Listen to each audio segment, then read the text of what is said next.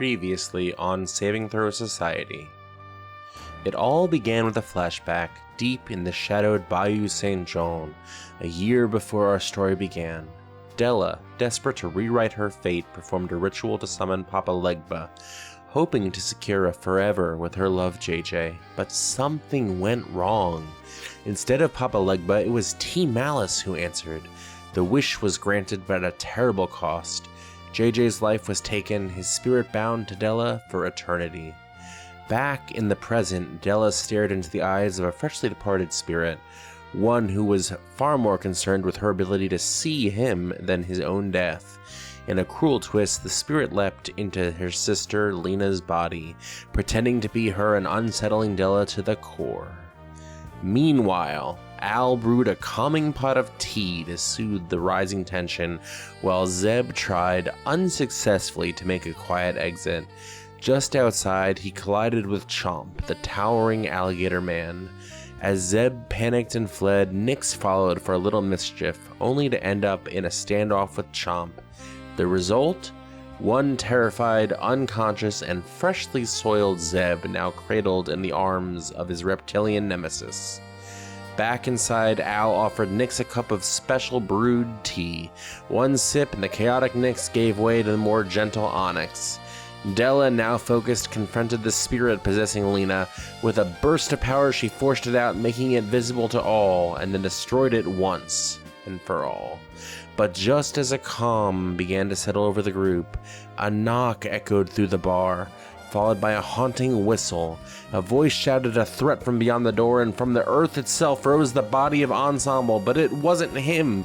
A dark, unfamiliar voice now spoke through him, radiating twisted, malevolent aura. Who are these spirits that seem to hop from body to body?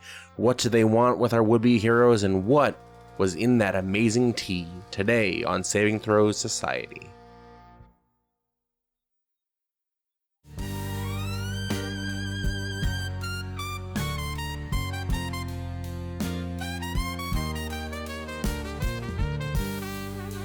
Welcome to Saving Throw Society as we present Barrier City's New Orleans. Laissez le bon temps rouler and just sit back, relax, and enjoy the jazz.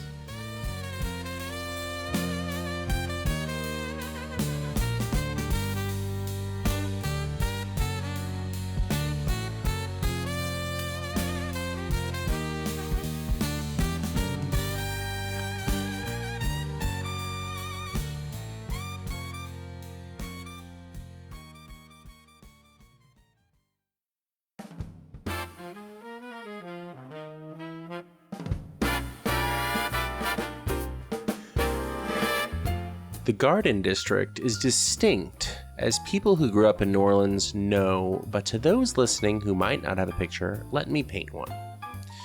The Garden District of New Orleans feels like stepping into a living Storybrooke, part Southern Gothic, part timeless charm. Wide oak-lined streets stretch into the gentle shade, the branches so heavy and old they form canopies overhead. The sidewalks are cracked in places, buckled by the roots of the centuries-old trees, and iron fences with intricate patterns guard lush gardens overflowing with magnolias and jasmine and bougainvillea. But the houses are the real centerpiece. Stately mansions with tall white columns stand beside colorful Creole cottages and ornate Victorian homes, painted in pastel blues and mossy greens and buttery yellows. Many have wraparound porches with rocking chairs or hanging ferns swaying in the warm air, and wrought iron balconies often draped in flowered vines or Mardi Gras beads left over from parades give the neighborhood its signature romantic feel. It's quiet compared to the energy of the French Quarter, a place of singing birds and streetcars that rattle along St. Charles Avenue. But more importantly, every house has a history, and every house seems to carry a ghost story or two. The house of the Cold Springs family sits a little apart from its pristine neighbors, as though it has been left to dream in its own time. Once grand, it still carries the bones of elegance. Tall, arched windows fitted with panes of stained glass and jewel tones, their colors catching the sunlight and scattering fractured rainbows across the porch. The balcony above is covered in vines, some vibrant and alive, while others are brittle and decaying, giving the rails an almost tangled, sculptural look. Unlike so many of the freshly painted homes on the block, this one wears its age openly.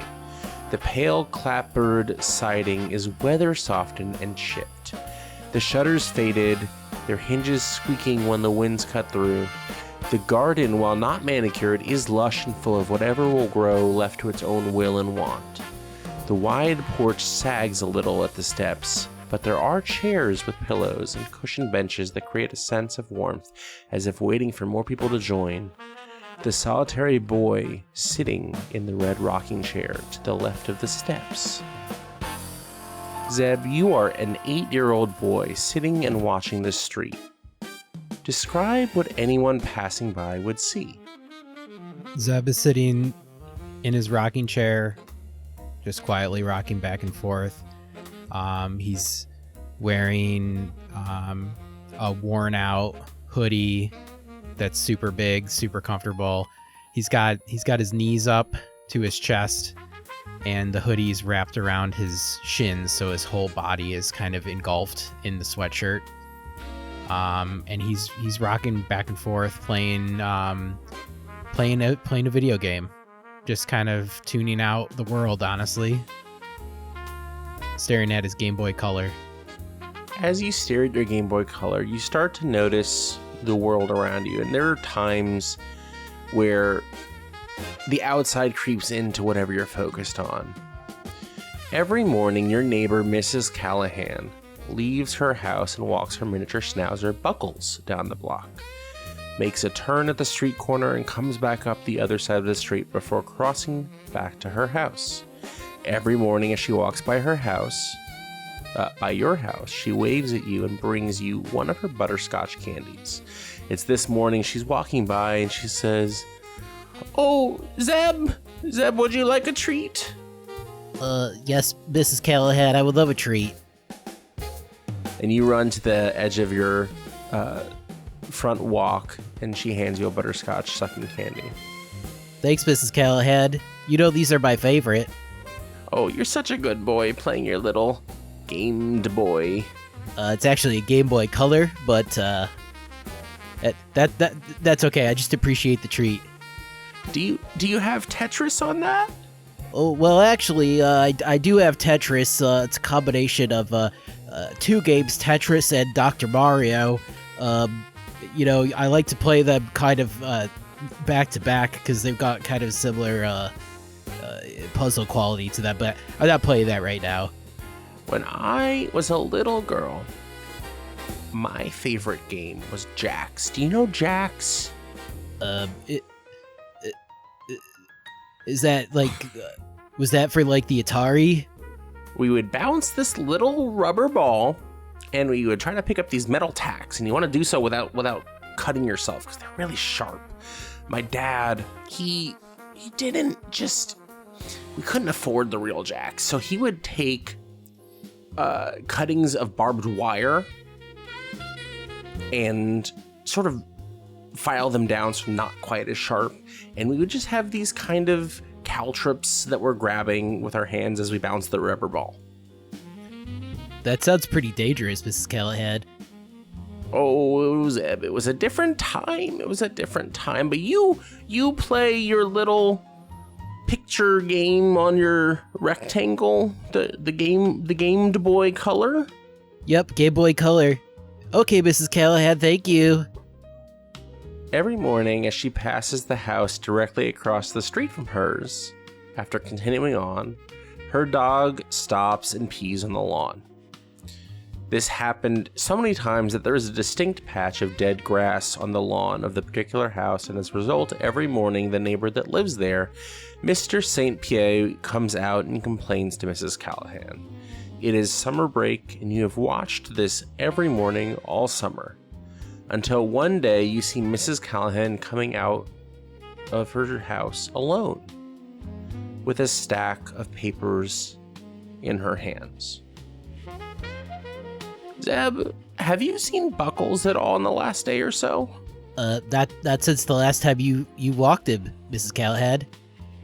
I let him out into my backyard yesterday afternoon. He must have gotten out of the gate through a hole in the fence because when I came back to let him in, he wasn't there anymore.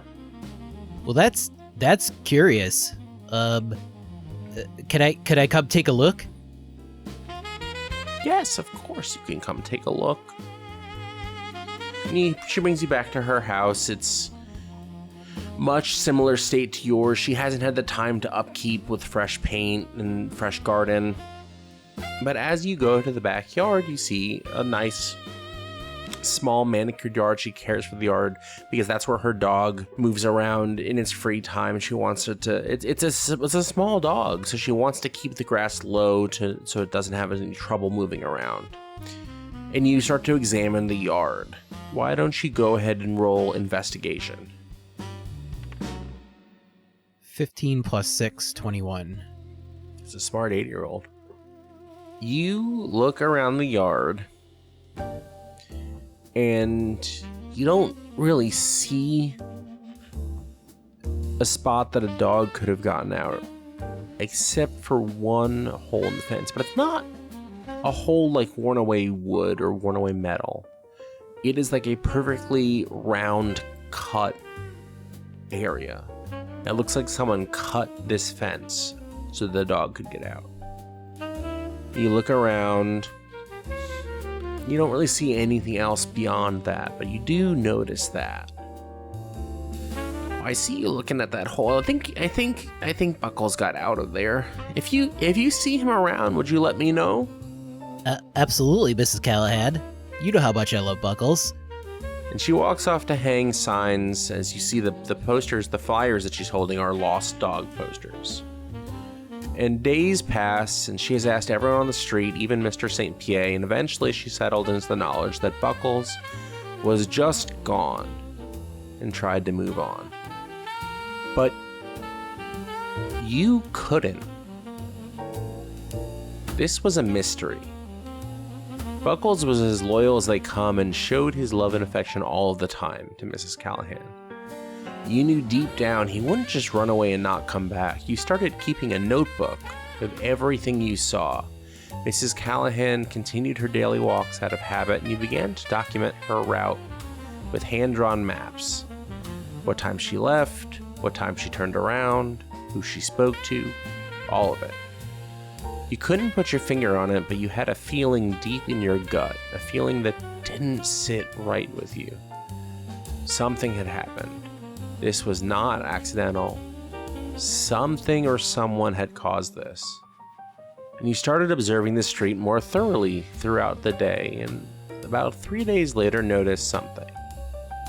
Mr. St. Pierre brought his groceries home from the store, and you saw him carry a large bag of small breed dog food into the house. You know he doesn't have a dog. You started paying closer attention to his home, and even went so far as to one day creep into his backyard the next time he went shopping. What would you do back there? I think at first he's going to be looking for a shed or something to see if there's any sort of tool that could have caused that circular cut in the fence. And if he couldn't find anything like that, he'd probably be looking around on the back porch or looking in a garage, seeing if he could get into a garage. So there is a shed in the backyard. It has a padlock on it. Well, you know, Zeb is pretty savvy with the burgeoning internet, and maybe he looked up how to pick a lock. Roll thieves' tools. If you know how to do that, that's going to be your sleight of hand plus proficiency.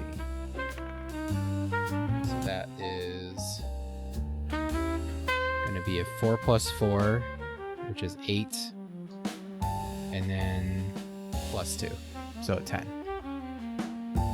10's not great. And you're also young. This is probably the first time you've ever tried something like this. You're tinkering around and you can't seem to get the lock to give. You start to observe the rest of the yard. Make a perception check. Or investigation if you want to roll that. That's a nat 20 plus 6 on investigation. Nice. You know, deep down, that he doesn't have a dog. There are no signs of waste in the yard, no food bowls, no water bowls. You check the windows to his house, no dog bed, no crates. You are about to give up, and you hear scratching coming from inside the shed. There is a small window on the side of the shed, and there is a bucket turned over on its side next to the shed. If you wanted to, you could turn the bucket over on its mouth and probably stand up top to look through that window. Yeah, Zeb does that. Standing on top of the bucket, you look through, and sitting in the shed, food bowl, water bowl, and a leash tethering him to the table, was Buckles. But how do you get him out?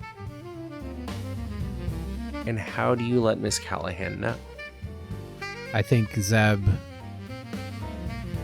he's not above trying to pick a lock, but I don't think Zeb is trying to damage property necessarily. So I think he would pull his Game Boy Color out, and he's got the Game Boy camera. I know this is like deep dive Nintendo stuff right now. I'm sorry, but he's gonna snap a picture on his Game Boy Color, and he wants to bring that over to Mrs. Callahan to let her know and just let the adults sort it out. You bring it over to Miss Callahan, and she sees. Well, the first thing she does is she says, "Zeb, what are you showing me on this little gamed boy?" Mrs. Callahan, I found Buckles. This is a picture of him. Buckles is alive. Is my Buckles? Where is he? Well, he's stuck in a garage right now. I can't get him out. Which garage? Which house?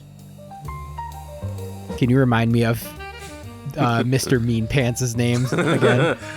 We can call him Mr. Mean Pants. Mr. St. Pierre. He's in Mr. St. Pierre's house. Well, in his garage. I was looking around, and I just got curious, and I went in his backyard. I looked at his garage. I know I shouldn't have done that, but I just really needed to know what happened to Buckles.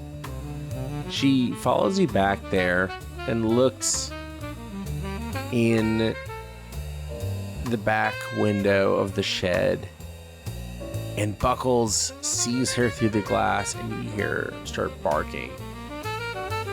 And she's getting very excited, and Buckles is getting very excited, and she says, However did you find that he was here?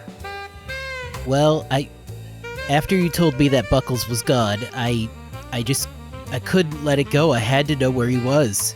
So I've been taking notes and just observing everything in the neighborhood to see if I could find some trace of him. And, well, here he is. Flash forward. She confronts Mr. St. Pierre. She gets her dog back. It eventually goes to authorities. And the local newspaper catches wind about all this. You had solved your first mysteries. Buckles was reunited with Mrs. Callahan. You found yourself in the paper. Headline, "Dog gone, not on his watch." You read that article hundreds of times. You see, it wasn't about finding the dog. It wasn't about getting the recognition. It was about proving the truth that had been buried in plain sight while everyone else accepted the easy explanation. The thrill of piecing together details, of noticing what others ignored. The power to pierce the world's secrets and expose them for the greater good. This was the drive that now burned into your core. It's what drove you to pursue investigative journalism, to get your degree, to find the small job at the paper. And it is this drive that told you to keep watching the warehouse. You saw the man leave. only to be followed moments later by his exact duplicate. It's the drive that you feel pushing you right now, but the problem is, sometimes when you expose a secret that was kept in the shadows, you may find the shadows have been following you all along.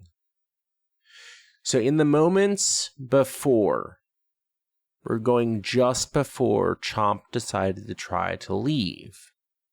In the moments right before, your mind is going 1,000,000 miles an hour. You are trying to figure out how this all connects. You have one more investigation check. I would let the nat 20 stand, but this is for the present day. This is not for 8-year-old Zeb. That's a 10 plus 6, 16. The duplicates that you found, the nondescript men, you've just learned that there is some sort of group of evil spirits that can body hop. And a thought occurs to you. What if this underground organization could grow bodies for them? That's all the pieces you can put together right now, but that thought occurs to you. What if this organization that has these evil spirits that can bounce from body to body, what if they could grow bodies and create more vessels? And you think about this, and right when you're about to come to some larger conclusion, Ensemble stands from the ground and grabs Chomp's leg. And you have to make a decision right now. Is Zeb going to fight? Or is Zeb going to run? Zeb is going to run. Then I need everyone, with you in that mind of you thinking about what you're planning to do, I need everyone to roll initiative.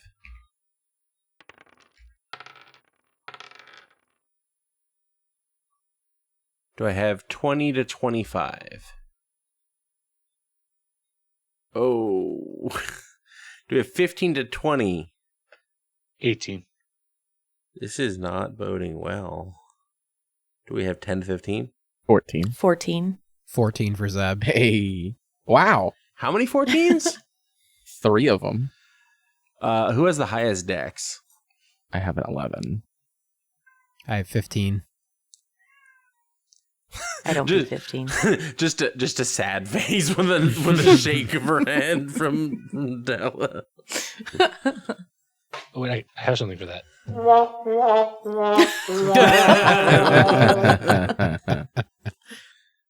5 to 10.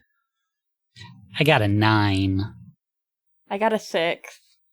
Then we will pick right back up from where we were the last time as Ensemble rises from the ground. Music fills the air, but not the same kind of joyous music. This is fast, aggressive, and determined music.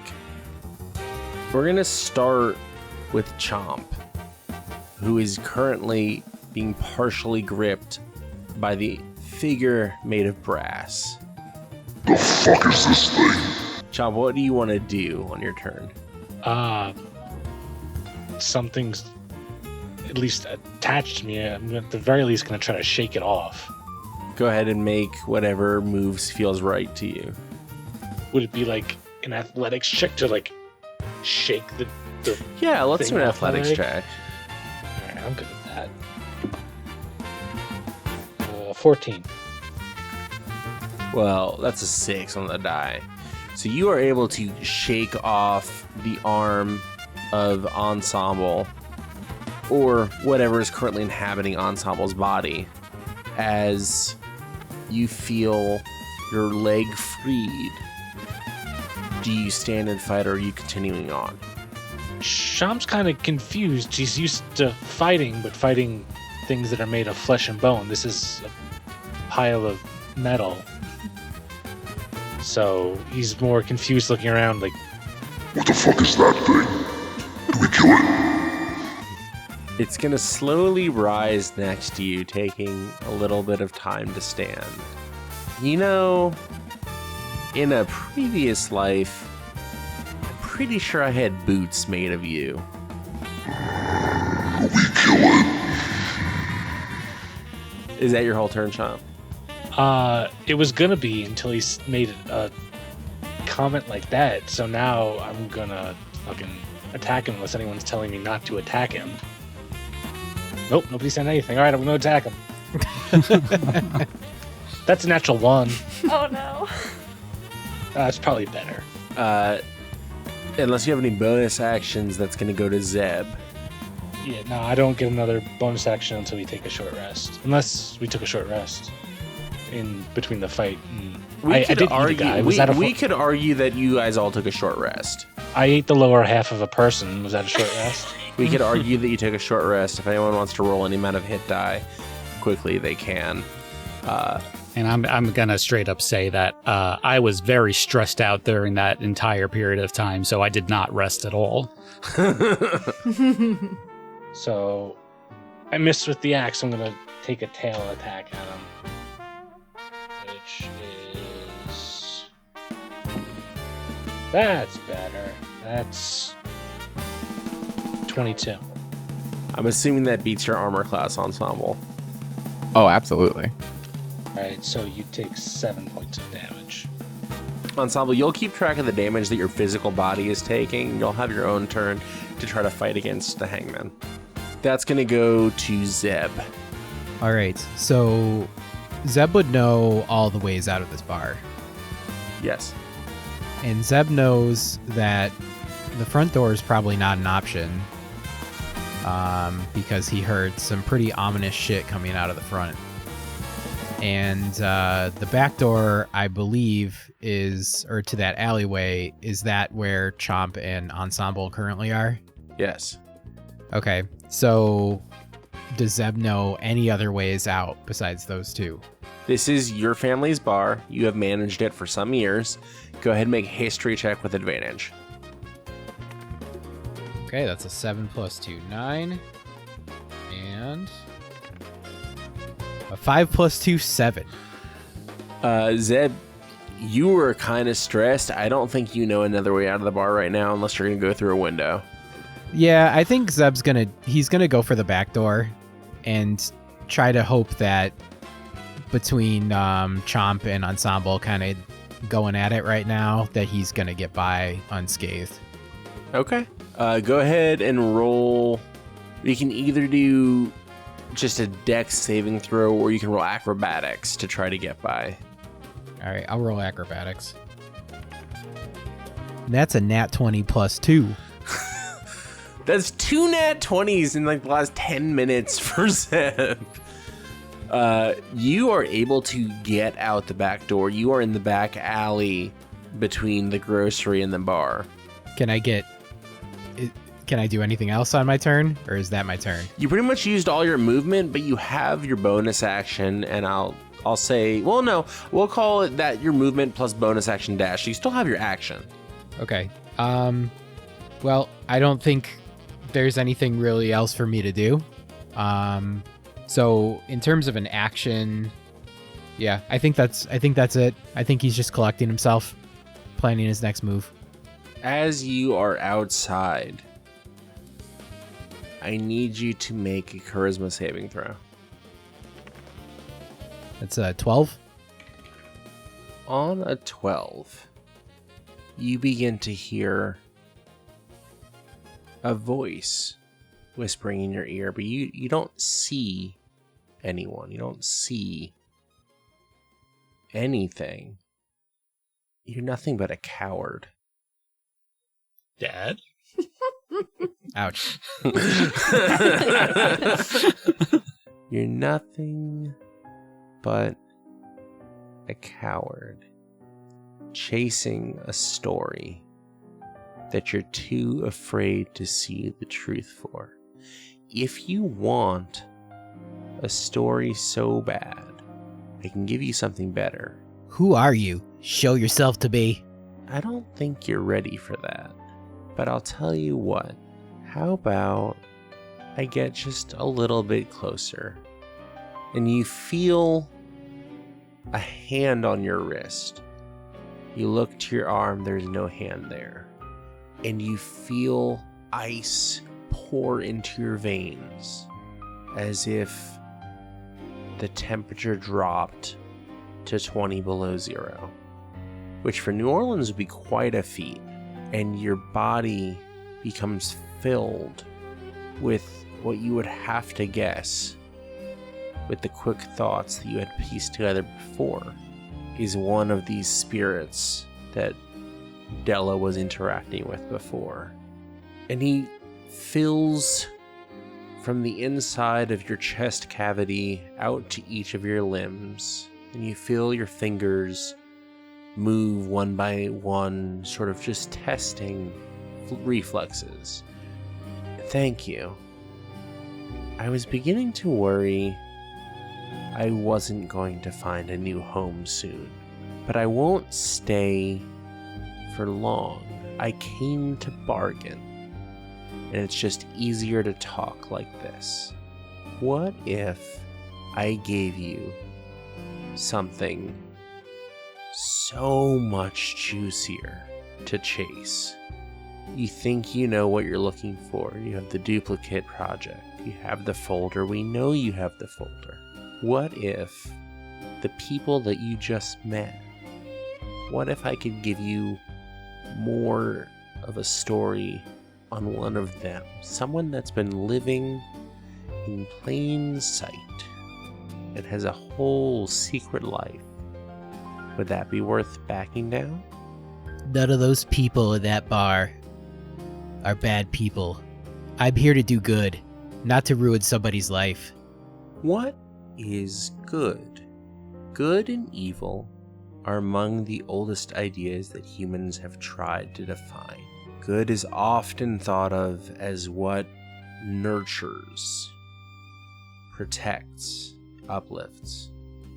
It's compassion, reaching out a hand to the fallen. Evil, on the other hand, is destruction without care, the willful twisting of life into suffering. I don't think I'm evil. I don't think I'm good. What if there's some gray area between the two? What if it's not so simple as black and white, good and evil? What if it's not so simple? What happens when your boundaries of one or the other are pressed? Do you still think you know what to do? I think I could trust myself to know what's right and wrong. And this does not feel right to me. I know what I'm searching for. It's not ruining somebody's life who has nothing to do with whatever your whole conglomeration is up to. You know, Zeb, I really hate to hear that. It really breaks my heart. And I think I have to start by breaking yours. We'll start just a little. And you feel pressure start to squeeze your heart in your chest. Make a Constitution save. 14 plus 1, 15. You feel like something is sitting on your chest, like a vehicle's wheel is sitting on top of your chest, pressing the entire weight of the full 2 to 3 tons of metal and automation onto your chest, pressing down, crushing into your heart. And you take 8 points of force damage as you suffer a minor heart attack. You're still standing, you're still breathing, you're breathing a lot harder now than you were. Did that change your mind at all, Zeb? Please make it stop. Please. It's a little late for that. But you can work with me instead of against me. It's up to you. Fine. Please just make it stop. Turn around and go back inside. And you're gonna do and say exactly what I tell you to do and say. Or this time, I will stop your heart forever, and you won't become a spirit like me. You will just end, because once your soul separates from your body, I will make sure to shred every single piece of it beyond the capacity to ever come back again. Sound good? Zeb doesn't answer, but he does turn around and start walking back in. And you end your turn by walking back inside.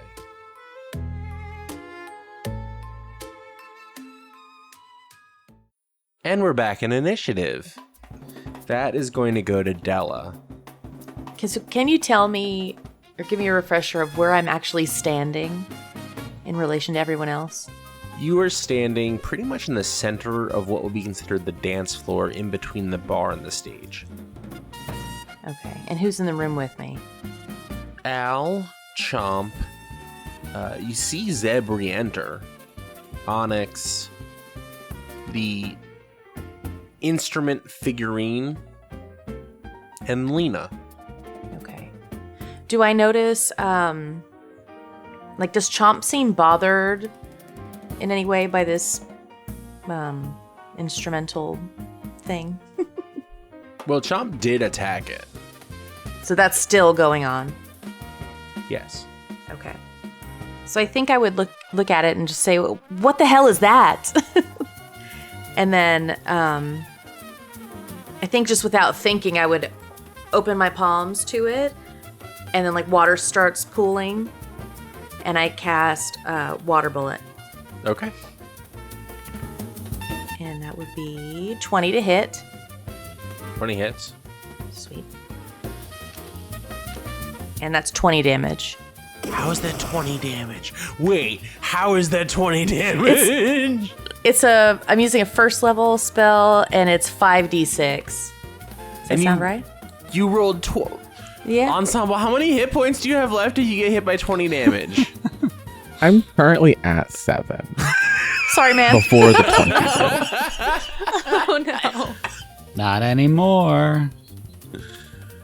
Well, Ensemble drops. Oh. Oh.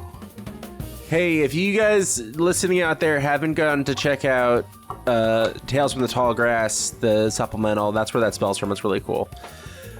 Anyway, Ensemble drops from the ground as what does the water boat looks like?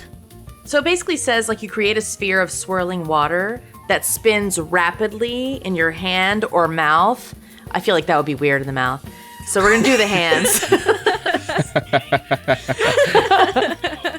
So I think just kind of hold out my hands and it creates this swirl and then just kind of shoots out into a cone is how I envision it. And just kind of boop, blap, hits him. Ensemble, you drop to the ground, or at least your vessel does. You feel the damage. The hangman also in there with you does not.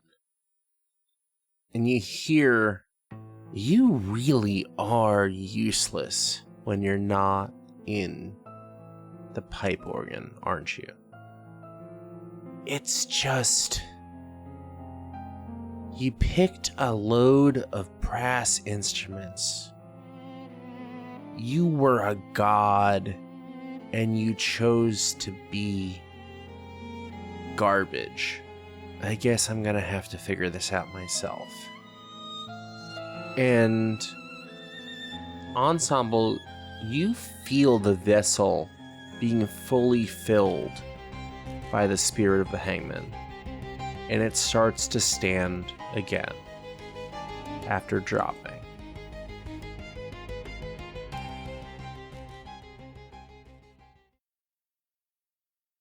And the music picks back up. Adele, do you have any bonus actions?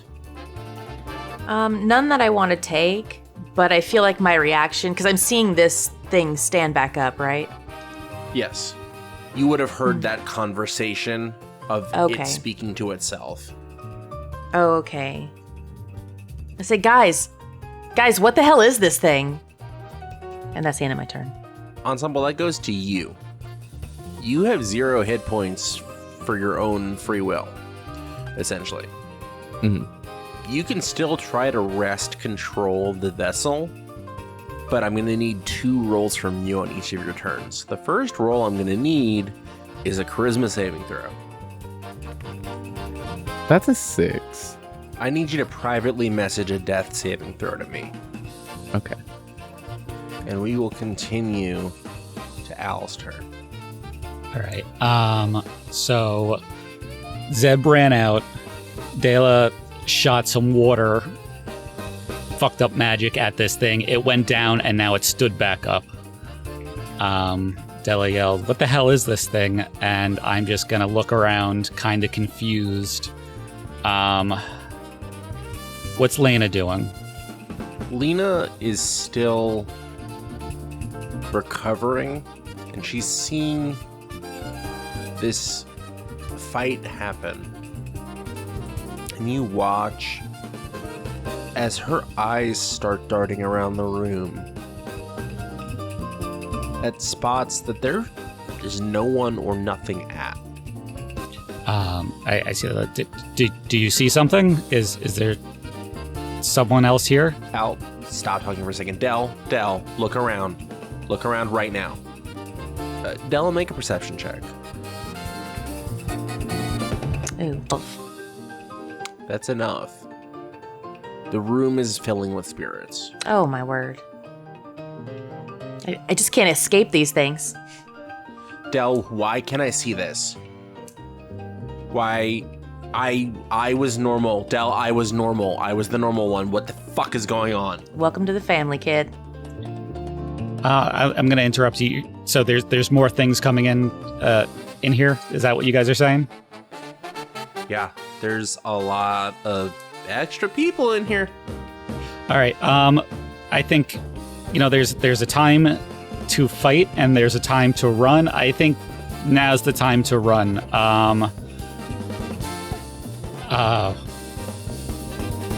Just get past the instrument thing and let's find Zeb outside and Chomp. Lead the way if you can. We need to move. I don't think this is going to be good. Do you have any actions or bonus actions you want to take other than your... I am going to cast guidance, and I'm gonna put it on the dick inside of me wants to put it on myself, but I'm gonna put it on Lena, and I'm gonna say dexterity or whatever is what is being guidance to help her get out of this place.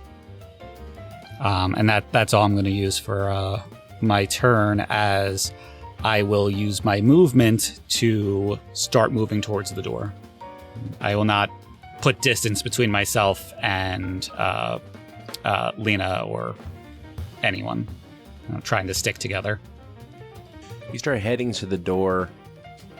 You can use your 30 feet of movement, and you'll get to just next to Ensemble, essentially, which is going to go to Onyx. Okay. Since we have come to the consensus that we cannot, in fact, fight spirits, I will also use my movement and go towards the back door where we saw Zeb leave from. Okay, everyone's heading to the back door. That is going to go to a couple of things happening right this second. Al, I need a charisma saving throw.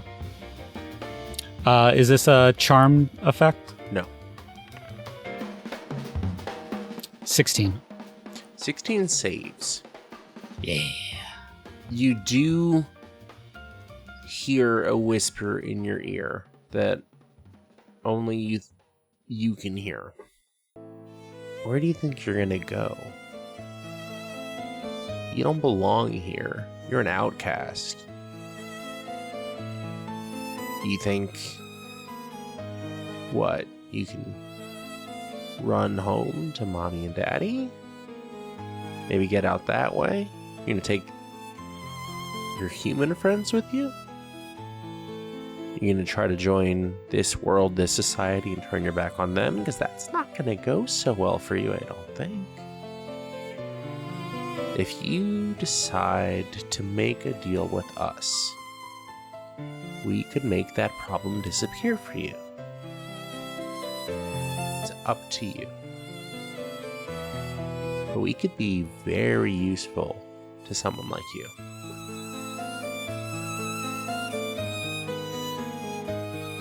Zeb, where are you? Zeb is walking back inside. Is he walking past me as I'm coming out? You kind of almost collide with him. All right. I'm as I hear this whispering in my ear, I'm gonna grab Zeb by the shoulders and go, "You don't want to go in there. Come on, let's go." And I'm gonna start kind of shoving him back out if I can. Zeb, you hear the voice in your head just whisper, "Tell him everything's okay, and that you'll go wherever he leads you." Al, it's gonna be okay, man. Just wherever you want to go, I'm with you. All right, because in there is filling with more ghosts, and out here seems like the best course of action. So come on, spin around. All right, let's go. Let's get out there, man. Okay, you seemed a lot calmer than you did before. But yeah, what's there to worry about? Yeah, maybe you just snapped. I'll make you some tea in a little bit. Once we get out of here. Let's go. And I guess that's mostly my turn because I got nothing else to do, and I got no more movement despite, trying to push him in the direction that isn't the bar. Then that's going to be back to Chomp. So, Ensemble is off me, right? Yes. I'm torn because people want to leave, but also Ensemble said that he wears alligator skin boots, and that pisses me off. So, can I try to restrain Ensemble because I'm not done with him, but people want to go? Yeah. Make an athletics check. Okay. Oh man, it was almost a 20. 19 plus 5 is 24. I'll make a poo. Well, it's a nat 1. I think that's less. So, I'll grab this pile of instruments under my arm. I'm not done with you yet. Follow me down the alley. And start to head out the door and try to make that left I was always trying to make to get back down to the sewers. You all exit. That's gonna go... Well, we'll actually leave initiative right now because the threat has kind of dissipated. The spirits don't seem to be following you, Dolly. You don't see them coming after you. The 6 of you and Lena are all leaving together.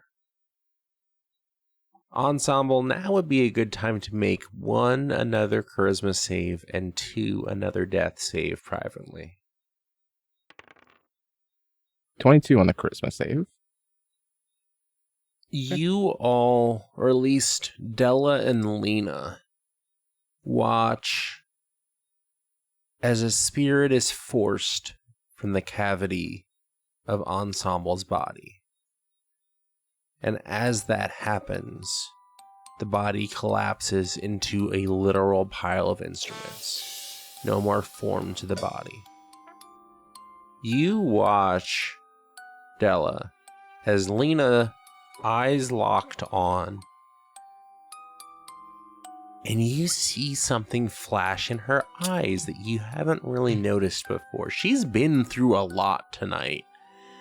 She got shot, brought back to life, possessed, exorcised, essentially, and gained the ability to see between the veil. All in about 2 hours. She locks eyes on the spirit that is forced out of the brass instruments.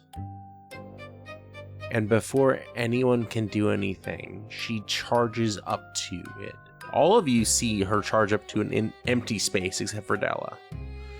You pieces of garbage.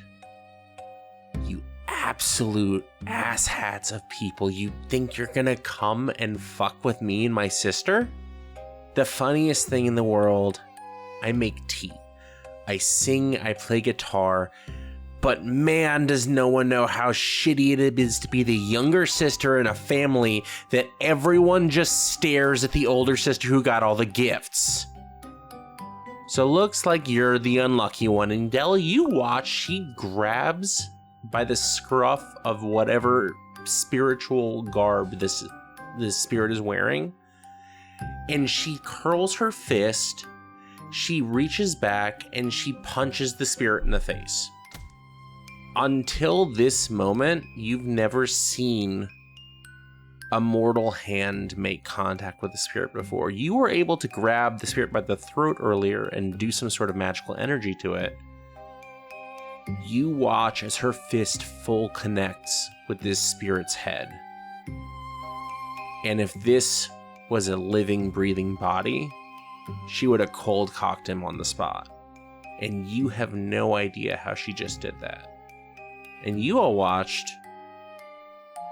Lena, soft, sweet, innocent Lena, go off on nothing and punch the air.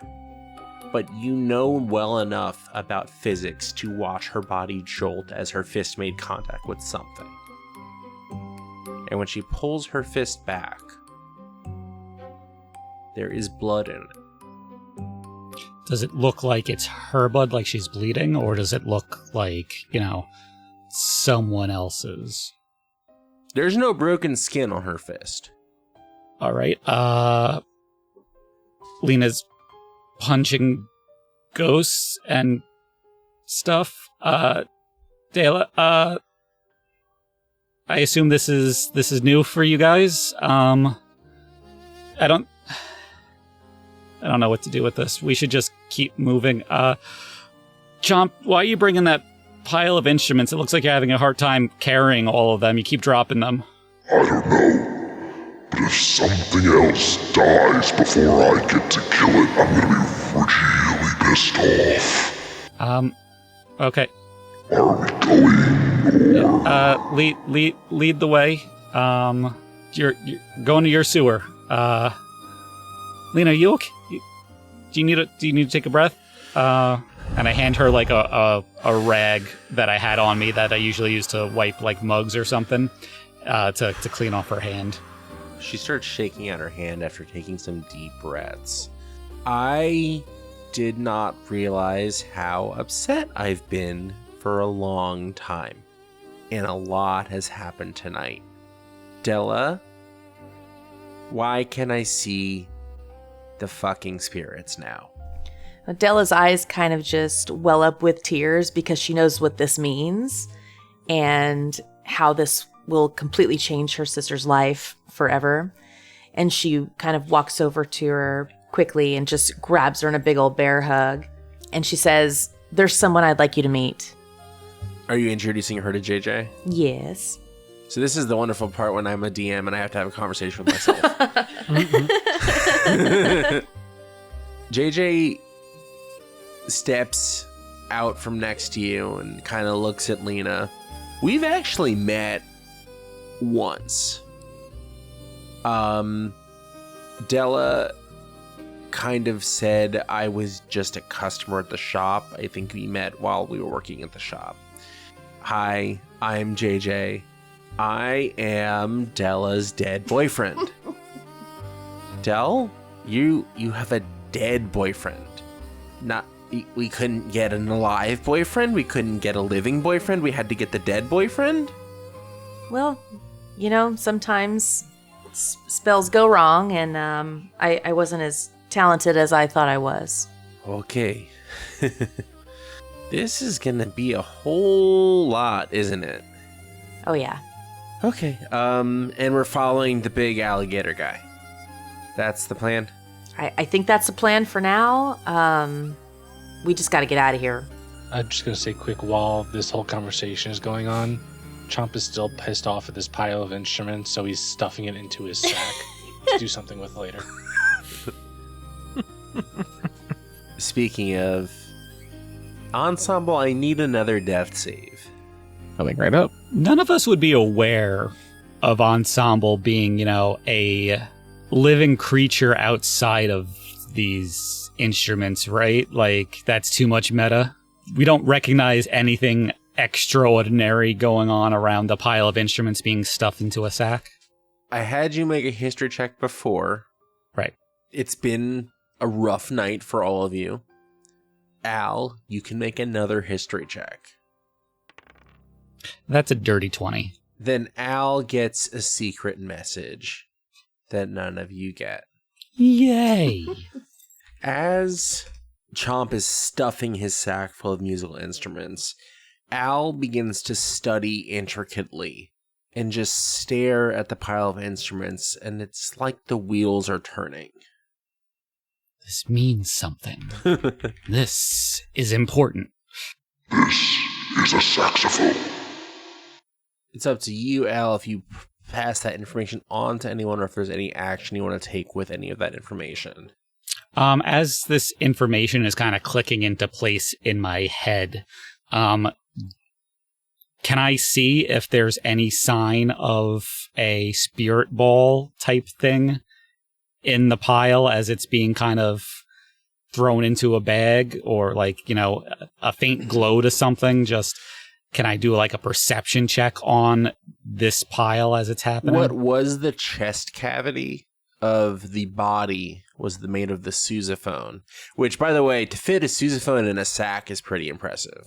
But it's a pretty big sack. I mean, this guy's like 8 foot tall, 15 foot long. What was the chest cavity? There is a faint glow coming off of it. So the conversation between Della and Lena is going on in the background, and it's kind of muffled in my ears for a moment as I'm kind of putting the pieces together of this instrument thing. Because really, I've been so focused on just saving Lena, trying to not be in this area where we're all being attacked anymore. This giant alligator is, for some reason, obsessed with these instruments right now. Something about the instruments upset him or something. So I'm like, what's up with these instruments? And then I see that glow. And that's when I think everything clicks in my head for a moment. And I go, Chomp, hold on. Can you hand me that big one? The glowy one? Just can you hand it to me for a second? Can I discern any noticeable glow off anything? You would also, it's not hidden that the sousaphone is glowing slightly. Here, but I want it back. It pissed me off. Okay. I'm gonna look at the sousaphone, and I'm gonna go, now that makes sense. I imagine it wasn't you attacking us, but it was you playing before everything went down, wasn't it? I think you'll be better off with us than wherever it is that you'd be heading if we didn't take you. So, I'm going to cast Spare the Dying on the sousaphone part that's glowing. So, it's a cantrip. Ensemble would no longer be in death saves. Ensemble is stable. Thank you. I'm gonna kind of hold the sousaphone. Is it it's not reforming, right? It's just the essence of Ensemble is just, stable again. As it stabilizes, the body does reform. All right. As it's reforming, I'm gonna kind of take a step back for a moment, and I go, We really got to get going, but Chomp, I think you're mad at the wrong person, and I think Lena might have just punched the right person. This pile of instruments is a different kind of spirit. It's a fey creature. It kind of inhabits objects. It doesn't have a body of its own. That the glowing that you're seeing is it, and it kind of moves the object, or I guess in this case objects, which is kind of cool. But I don't think it was in control when it was trying to fight us. I think something happened to it, like what happened to Lena before, when she got possessed. But we can talk about that in the sewer. Let's go. Follow me.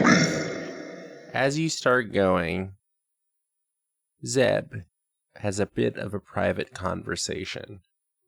They're taking you to some island in the swamp. This is where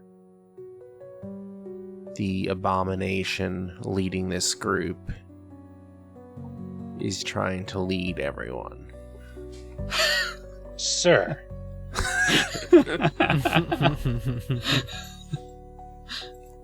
Rude. You know what's much closer? I'm just flicking through your memories, and I see the house in the Garden District. Convince them to take the streetcar to the Garden District. So Zeb confidently walks in front of Chomp, and he just puts his hand up like this, and he says, Actually, I think I have a better idea of where we should be going. I've got some more information and some resources at my place. And there's a streetcar that could take us there. And we won't have to walk through we won't have to walk through sewers. We don't even know where we're going. We just met this guy. We talked about this in the bar. They know us. They said, they've been following some of us. If we go back to your place, there's a good chance that they're going to be following us to your place. That's the whole point why we're going in the sewers, is because they were surprised at seeing, the big tall alligator man, and the alligator man's home is secret. That's why we're going to the secret place. You're under a lot of stress. We just got to keep moving, okay? I understand. Where you're coming from. No, I hear you. You I don't appreciate understand. you, Seb. I appreciate you, okay? But we're following the alligator man, okay? It's just we can figure out your files or whatever when we know it's safe to do so, or at least at a safer time. Make a Constitution saving throw. 3 + 1, 4.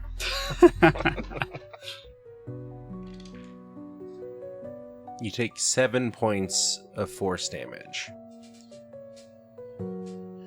as you feel that fist, that icy grasp, close over your heart again, and you suffer another minor heart attack.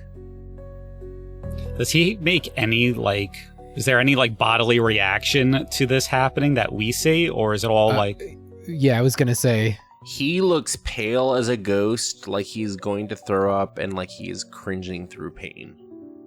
Samson, I'm going to ask you a question, and I'm going to respect whatever you say.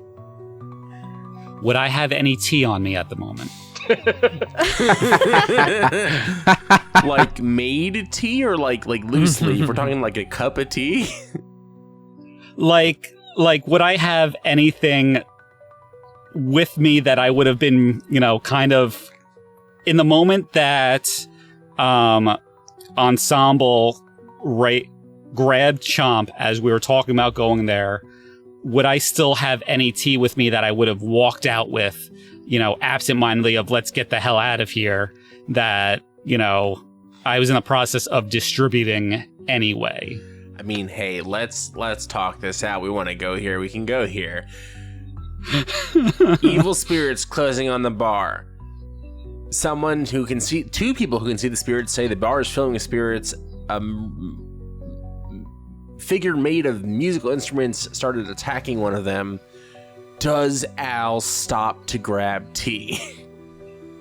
I don't know if I ever put the tea down, is what Does I'm more Al so going not spill the tea in the hurriedness to get out of the bar? That's the question. So you have half a cup. Let's go ahead and just have a straight luck check. We'll call it 11 or higher, and you have some tea. All right, am I rolling or are you rolling it for me? I'll roll it. Okay. It's a fucking nat 20. It's a goddamn nat You have 20. all the tea. That's right. Roll for tea, bitches. I told you last game it was gonna be a thing. It's funny because I'm using a Halloween themed dice because of course I am, and the nat 20 is a jack-o'-lantern. Aw. I don't know if you can see that, and it's just this jack-o'-lantern face smiling at me saying, hey, fuck you, he's got tea. So, hey, fuck me, he's got tea.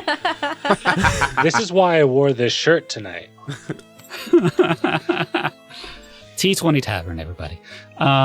So I'm going to take the tea that I've been absent-mindedly holding, trying to get out of here, and go, Zeb, just, you look like shit, you smell like shit still, just take a sip. Just calm your nerves.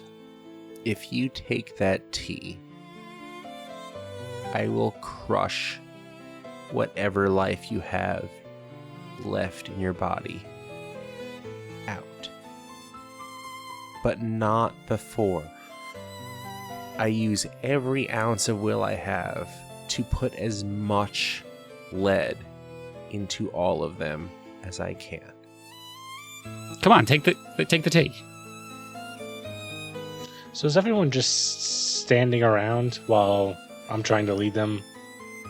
Well, Zeb had stopped us as you were trying to lead us because he's like, I have a better idea. Let's take a garden stroll. Yeah. And now you're trying to force feed him tea and he's not taking it? Yeah.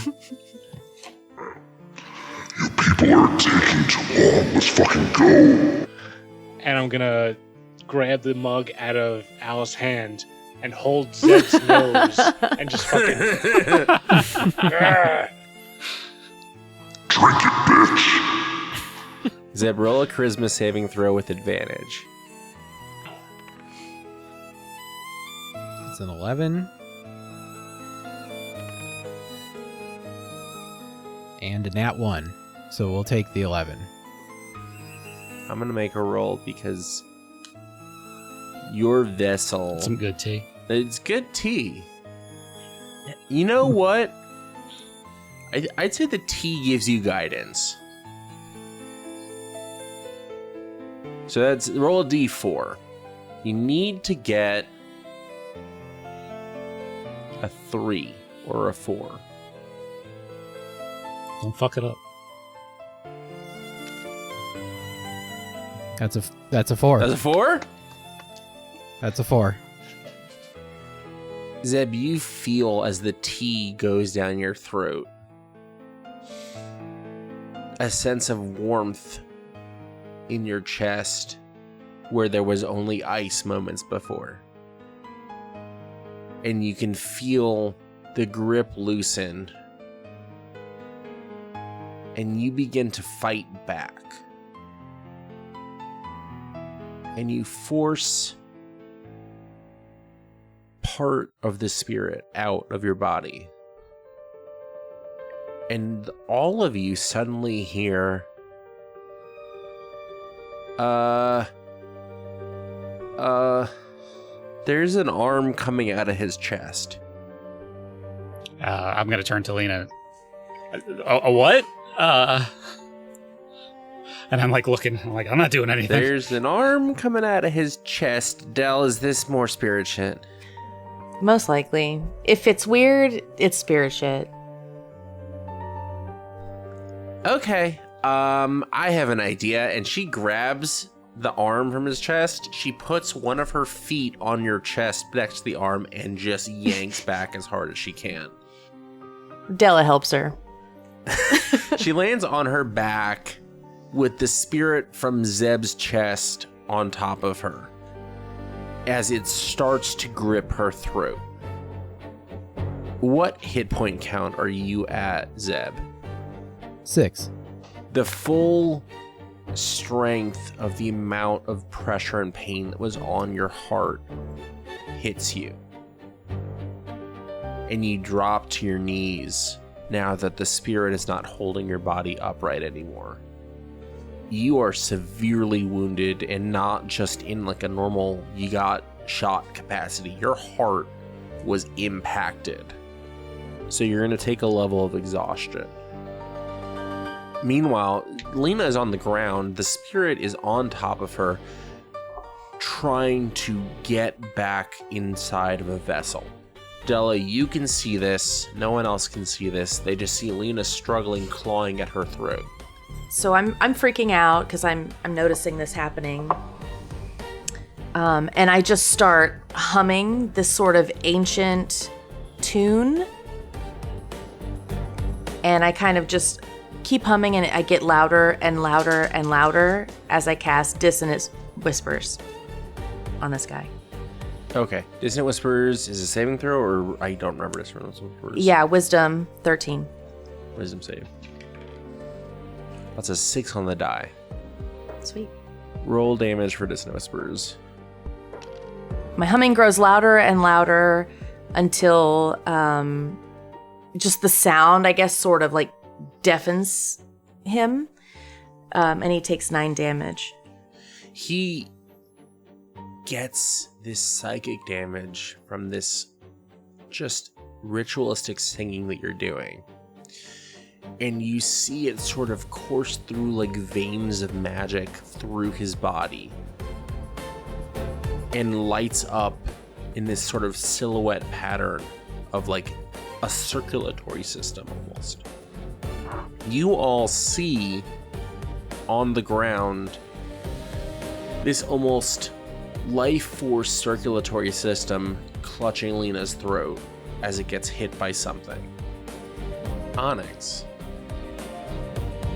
you hear in the back of your mind the voice of Nyx. You're just letting everything happen. You're not doing anything. I am going to basically take a deep breath and just be like, I know. And I am going to go and I'm going to grab Zeb and I'm going to start dragging him to the sewer because that's ultimate where we're going to go, and he's not moving. So I'm going to start dragging him to the sewer, passing Chomp. Lena, with the weakened spirit on top of her, gets a little bit of a second wind, and you watch as she curls up a fist. She stops clawing at her throat, and her fist seems to shine with light a tiny bit. And she punches up through the central cavity of the spirit. And similar to what happened to Della, it shatters into light. God damn. Lena stands up, breathes hard, turns to Al. I never got tea from before. Do you have any more tea? I'm going to look at my now empty cup and just go, shit. I was like, I gave the last of it to Zeb. What's the plan? Are you guys heading in the sewers? I think so. Onyx has dragged Zeb there. I think now is the time to go. I look at Lena and I go, I'll make you some when we get to where we're going. You know, as long as, you know, we've got a heat source, I'll make you something. Also, if it wasn't explicitly stated before, I probably, when Ensemble's body reformed, I was in the process of trying to cram instruments out of my bag, and then they flew back out. So I probably grabbed his body with me because I'm not sure if I'm still mad at him or not. Find out once it wakes up. Yeah. Okay. I have to ask everyone if they ever wore anything alligator. You guys all head into the sewers following. Onyx is technically in the lead, dragging Zeb. Zeb is not doing good. Zeb has had a really bad night. Chomp, do you take over the lead? I mean, no, go ahead. If Onyx knows where she's going, by all means. Onyx, make a navigation check. That's going to be wisdom plus... No, you don't have proficiency because I don't think you know where you're going, so just a wisdom roll. Cool. I'll just be in the back waiting. That is an 18 plus 1, so a 19. Apparently... How the fuck you know where I live? Through just sheer will and the brute complex of not wanting Nyx to be right or come back out, Onyx is just guessing her way to victory and sees evidence. Chomp is not as good at hiding where he's been as she thought he was, because Onyx is just picking all the right paths based off of what's been disturbed that Chomp's moved through. You're navigating your ways through the sewers. Where exactly is the bayou that your island is in? So, when I wrote this, I made my home on Timken Wildlife Management Area, which is kind of in between Lake... I can't say that word. And Lake Salvador.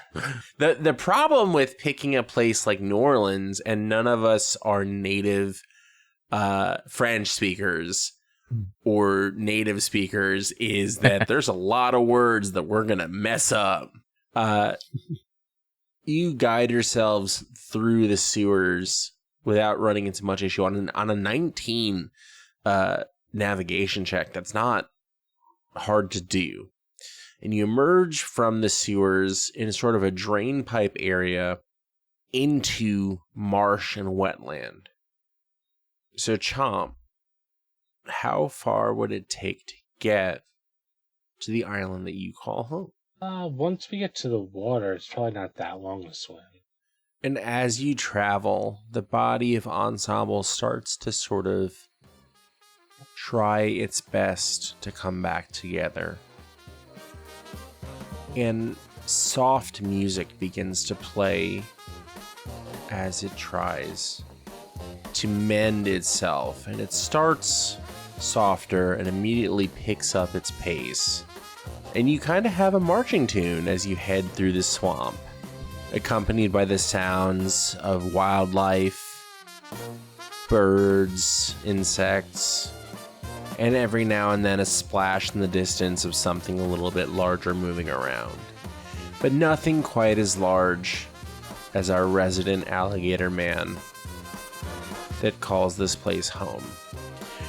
As you cross the border of the marshland into what becomes a much deeper water, Chomp, did you take a boat here or did you swim here? Oh, I swam. Then, as the only one with a swim speed, you have no problem making it to the island. But for the rest of you, it's going to take a little bit of help, either from sort of latching onto Chomp as he swims, or we're going to need some sort of athletics check. So Chomp, would you allow the rest of this group to sort of hang off you while you swim, or would you leave them to fend for themselves? Did they ask nicely? Because he wouldn't think that anyone else would have trouble. He just would have started marching out into the swamp and swimming. So unless they're going to stop him, he's just going to assume they're following him at this point. I will immediately call out to Chomp and be like, hey, wait. Do you have a boat or anything like that? The fuck you need a boat for? Just swim. I'm not an alligator. I don't think I can make it right now. I'm gonna need some help. You would. Can you please help me? Please? Fine. grab onto my tail or something, I don't know. Zeb jumps on his back, actually. The fuck, I said grab onto my tail. I'm too tired. I'm too tired. This is all I can do. Thank you. Do I take them to the island? Do I let them drown?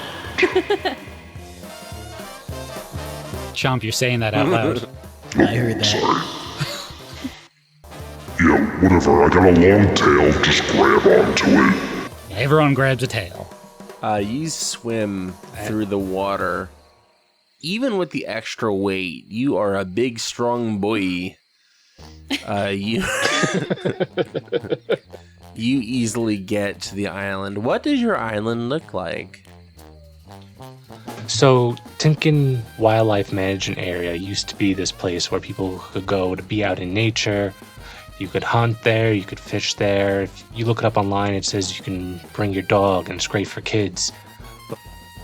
But when Chomp took over residence, he strongly discouraged any human visitors. So now any buildings that are left behind are very run down.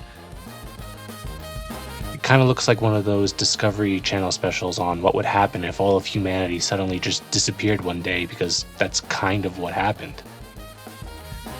Chomp brings all you guys to one of the more intact buildings where it looks like he's made his home base.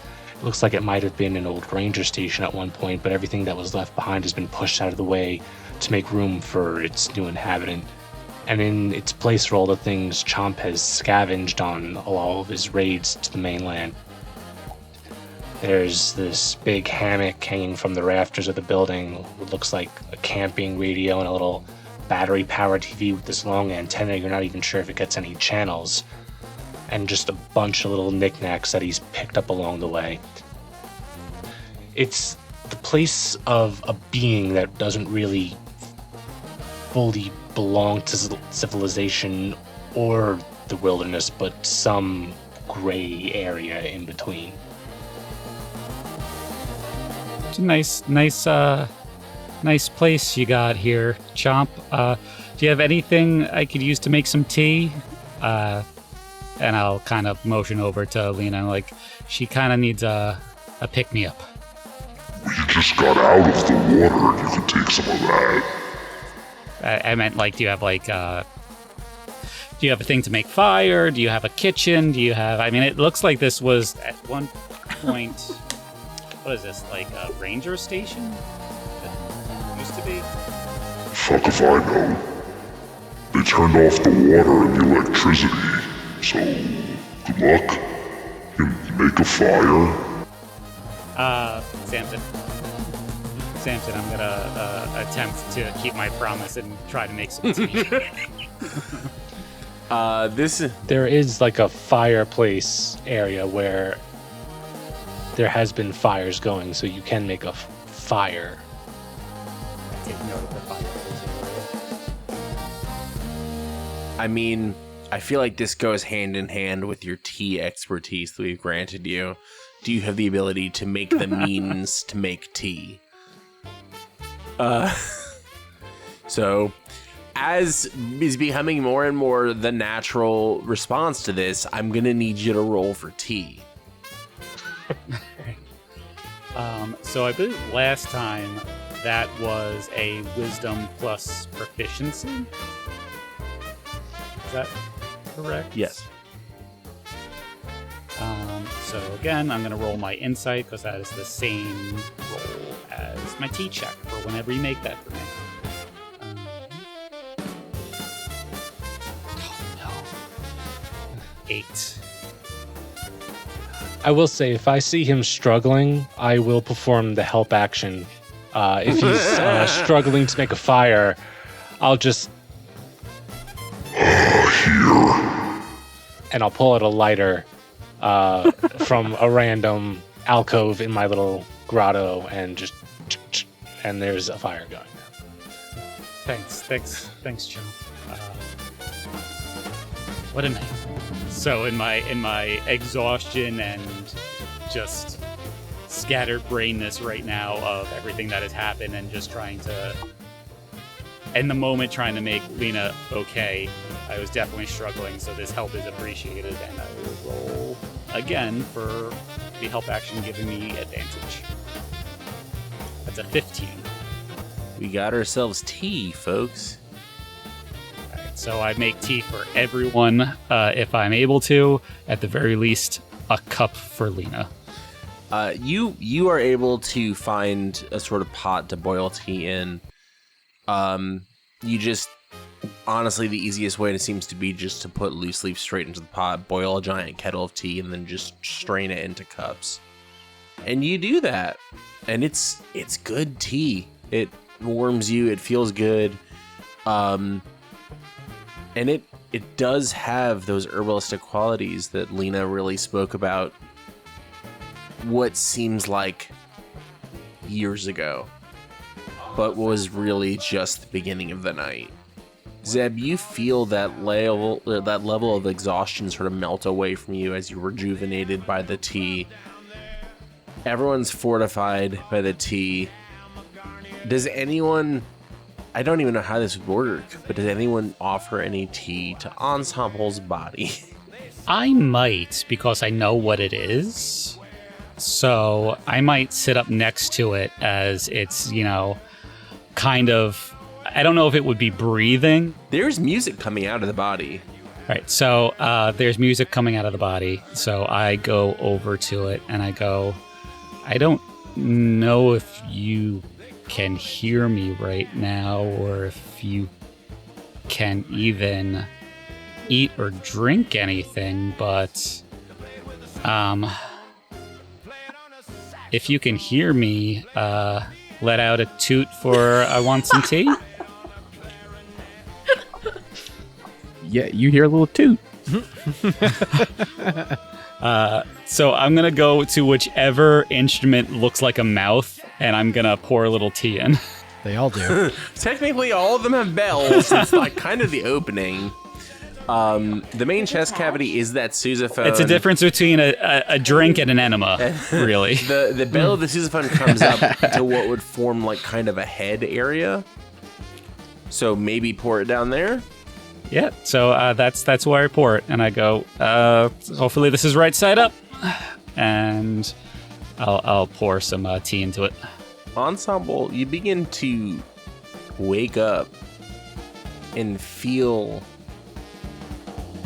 yourself filling with warmth and with energy and with the ability to move again.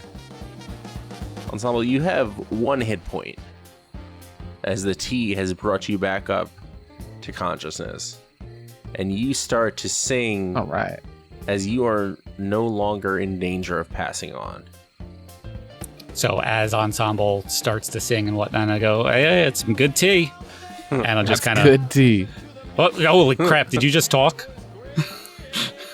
Yeah, man. I'm looking around, and I'm just He's like... singing, and you have a problem with him talking?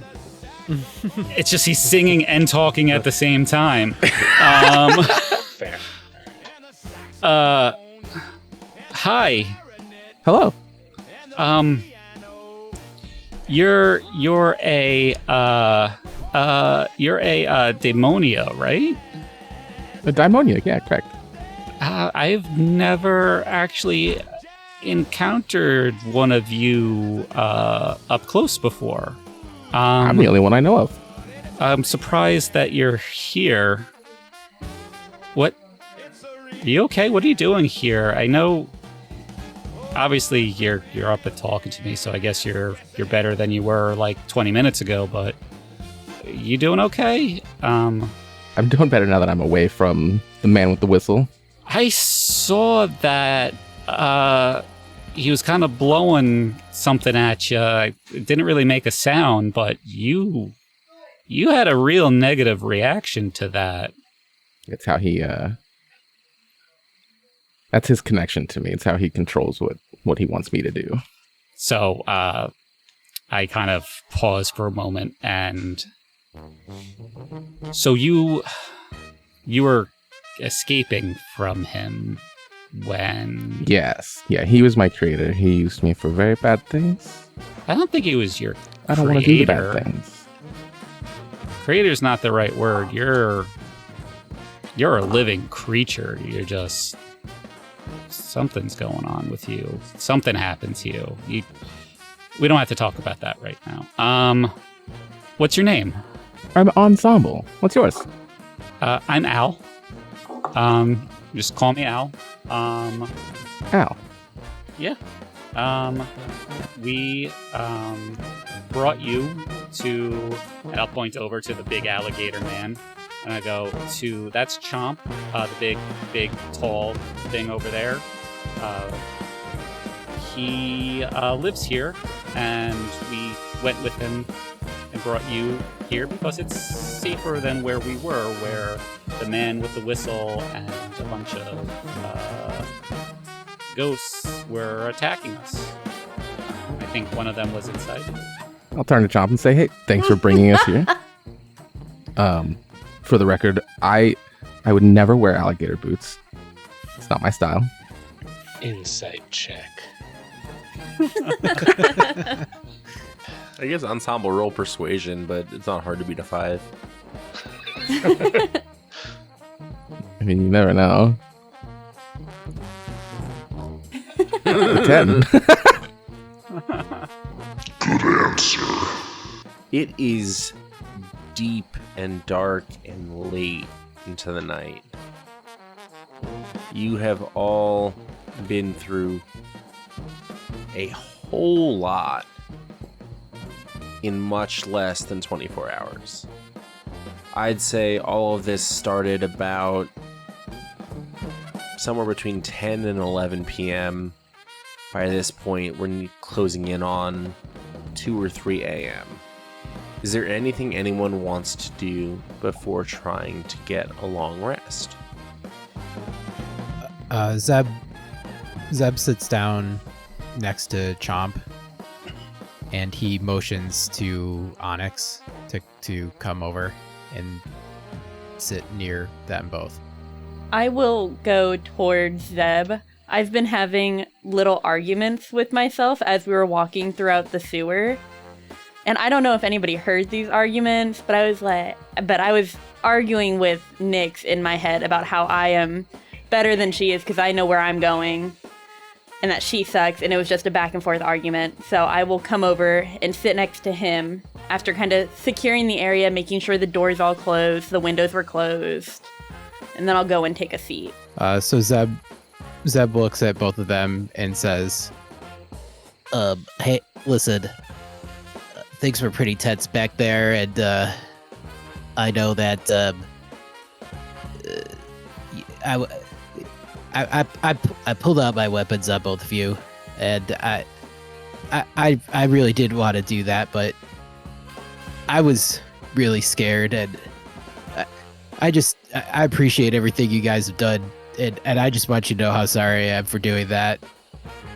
I appreciate you guys helping me, and Chomp for letting me ride on your back. That was pretty fun, actually. So, can we let bygones be bygones? Sure. But if you ever pull a gun on me again, you're losing the hand that holds it. Noted. Yeah, I'll look at Zeb and I'm just like, I don't even know what you're talking about. We're fine. I have no idea what you're talking about. Okay. I don't know. Maybe I'm just making things up. But, yeah, that was some good tea. Chomp, thanks for helping with that fire.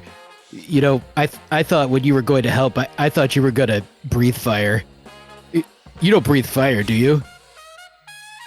The fuck do I look like a dragon? Okay. I'm an alligator. You ever see an alligator breathe fire? Google it. If I had my laptop, I would. Something about the giant alligator going Google it is amazing. So while this conversation is going on, after I've made sure Ensemble is comfortable, I will take a moment to kind of check on Lena and, kind of point out Ensemble to her. So maybe like she can go talk with them.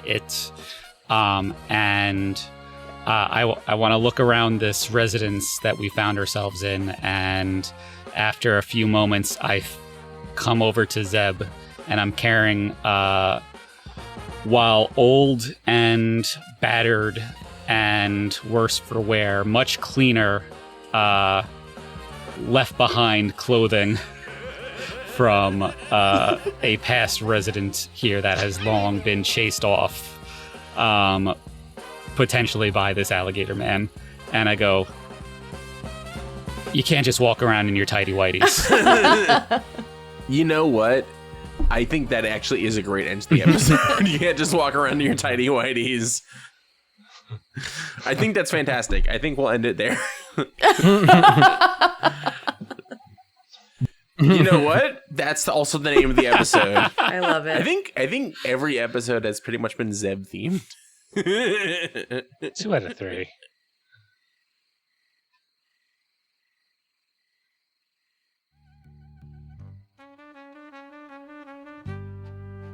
Thank you for listening. We've been Saving Throw Society, and our cast includes... My name is Katrina Kenny. My pronouns are she and her, and I am playing Onyx and Nyx. My name is Joe Gailey, he, him.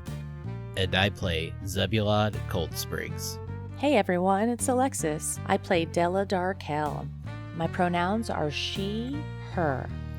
My name is Anthony Corletto. My pronouns are he, him, and I am playing Al. I'm Rowan Moss. They, them. I play Ensemble. Hi, my name's Eric Trulick. He, him. And I play Chomp. And lastly, I've been Samson Flanspow. My pronouns are he, him, and I play the world and everything else inside of it. Make sure you follow the social media page of your choice that can be found in the link in the description. And for those of you wanting some extra content and bonus episodes, make sure you join the society and become a subscriber for our Patreon. Thank you for adventuring with us, and remember, sometimes all that stands between you and the end is one successful saving throw.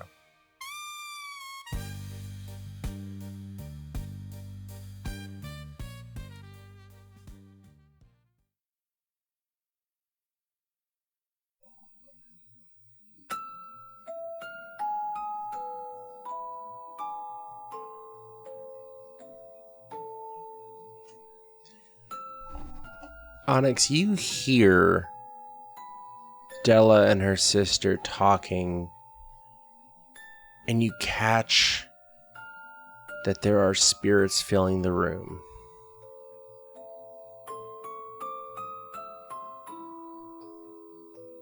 And I need you to make a charisma saving throw. Okay. That will be a 12.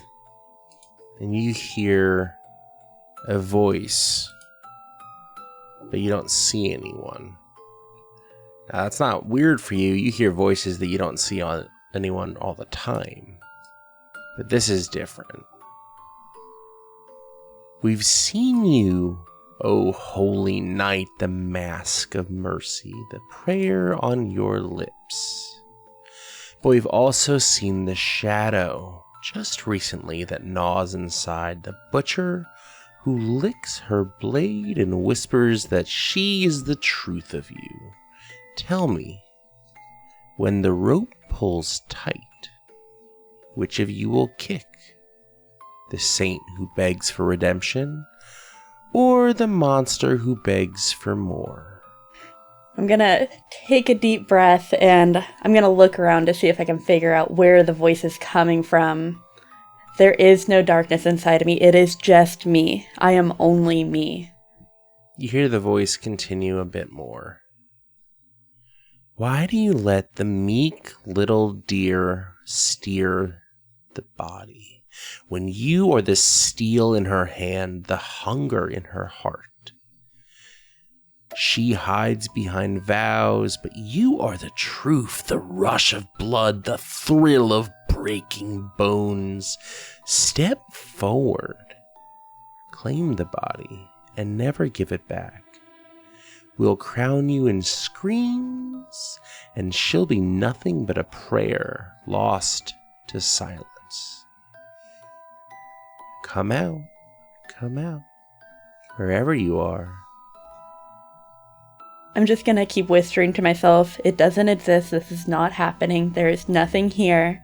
And I can hear the little voice in the back of my head, Nyx, just kind of laughing. I'll get out. I'll come out soon. Don't worry. I'm always there.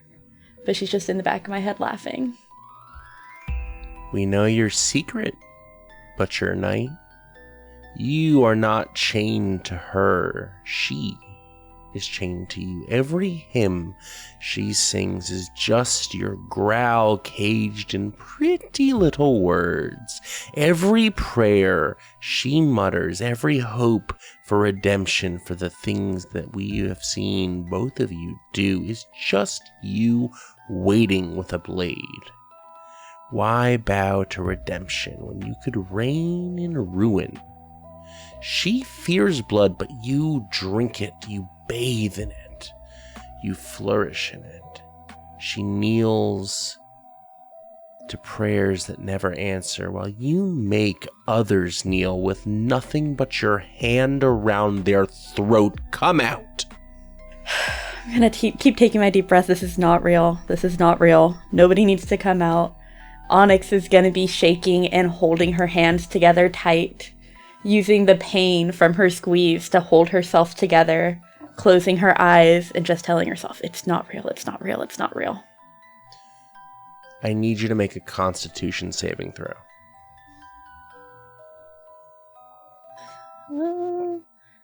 That's an 8. You feel ice in your veins and something creep into the cavity where you'd have to believe your heart is. And it's almost as if a squeezing pressure takes hold. And you take 13 points of force damage as the hangman's fist closes around your heart, squeezing tight. And I need a wisdom save. 19. Nyx doesn't come out, but you are no longer alone in your body. You no longer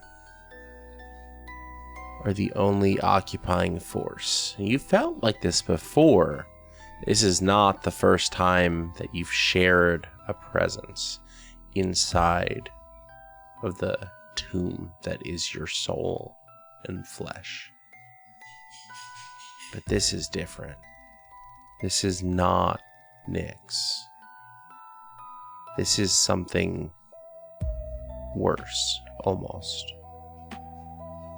We see you, O beast deep inside, wrapped in the armor of flesh. The one that is out right now trembles at the thought of the blade, but you savor the weight of it. You remember the spray of blood across your face, warm as summer rain. You remember the crack of ribs, the way bones splinter, singing beneath your strike. She clings to mercy, like a drowning man to driftwood.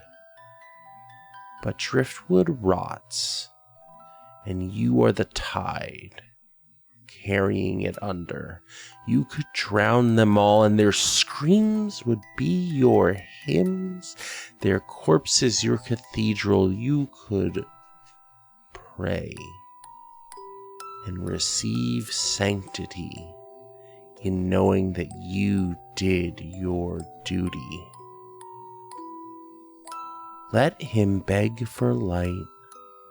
Let them all beg for light, but step forward and you'll feast in shadows. Step forward and the world will hang by your rope.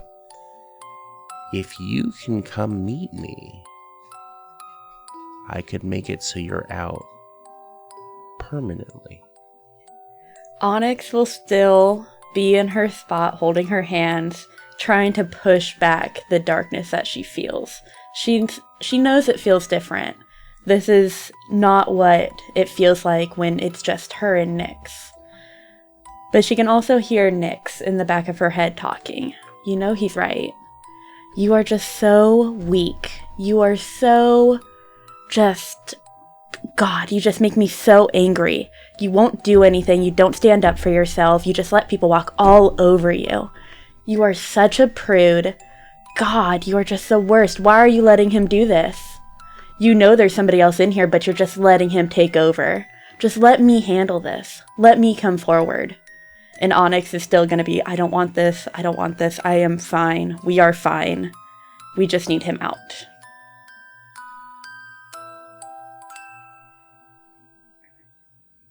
You start to hear a low, simmering laugh. A laugh that is cruel and cold and fills your entire body with fear. And you don't feel fear easily.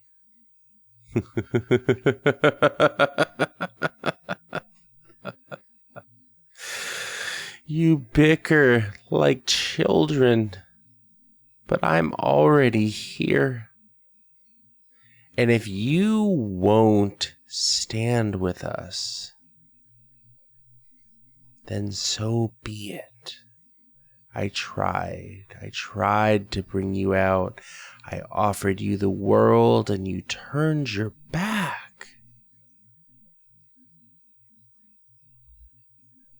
But we are so much more than that.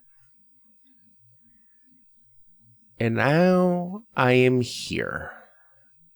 And I don't believe the one who holds the reins is strong enough to force me out. So here's what's going to happen. I'm gonna hitch a ride. And we're gonna see how this all plays out. Make another Constitution saving throw.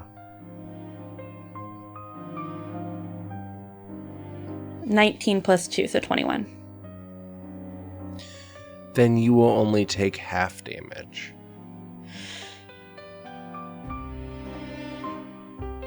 You take 7 points of force damage and feel your heart stop for just a moment.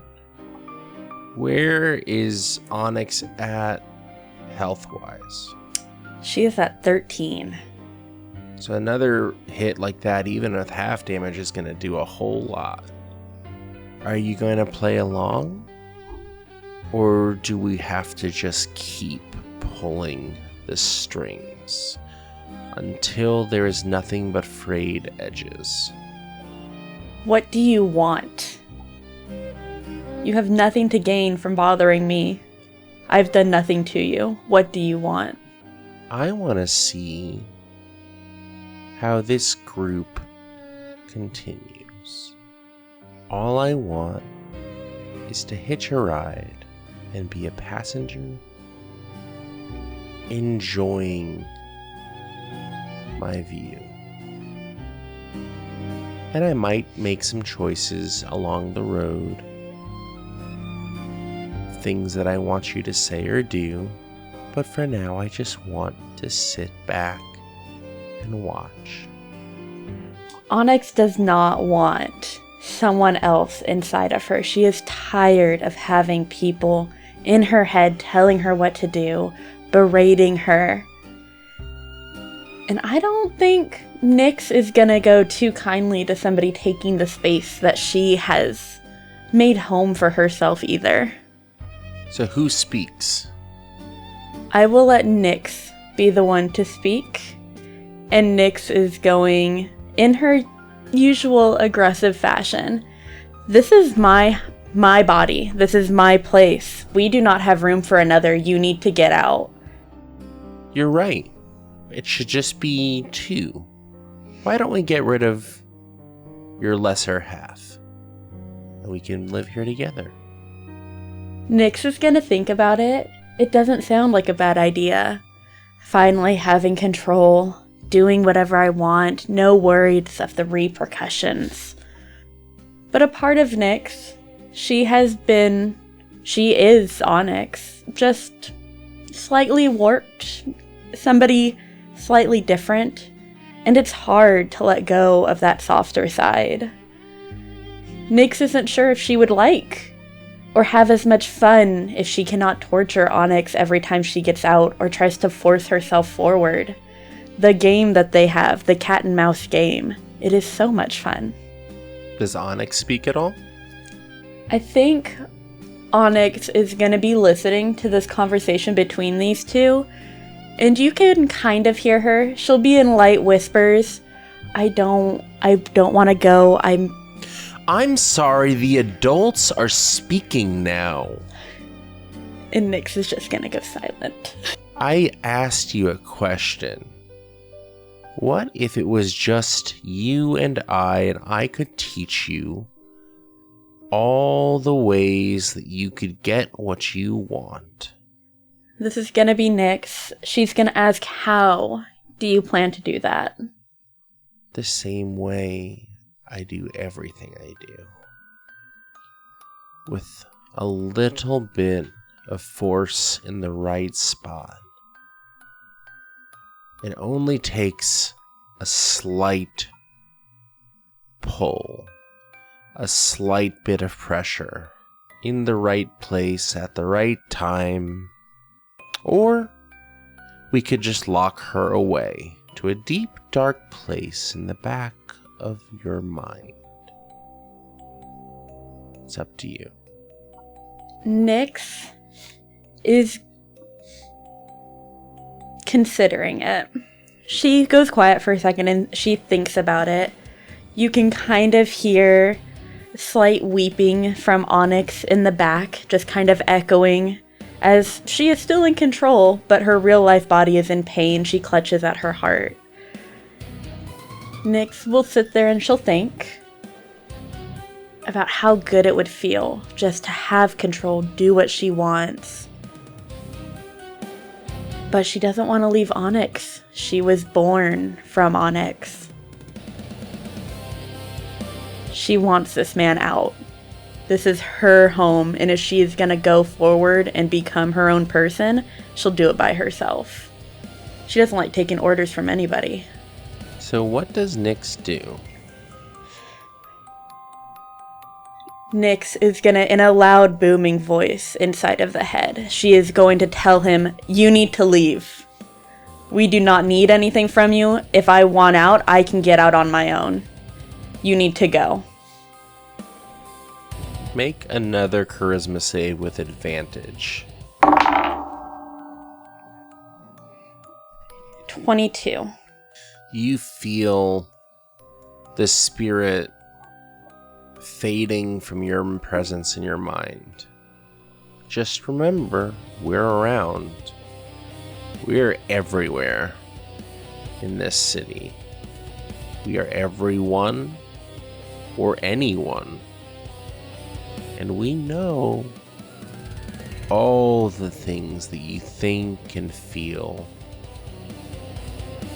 And we will get you to come around eventually. You can't hold out forever. She's not going to let you come out. Not willingly. As Nyx hears this, she's gonna laugh.